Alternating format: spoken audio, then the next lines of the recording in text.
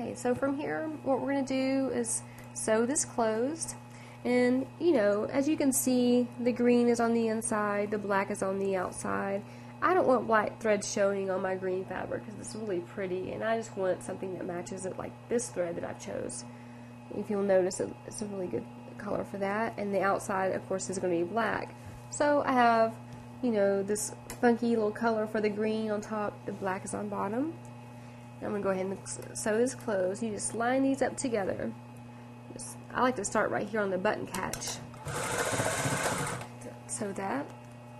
And we're just going to go right around the lip. I like to back stitch on these straps also.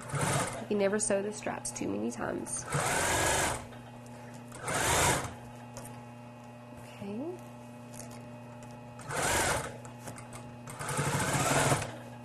We're almost done here.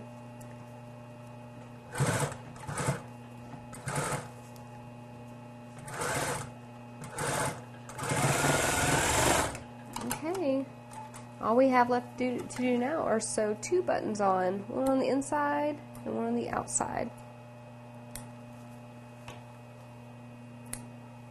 Okay.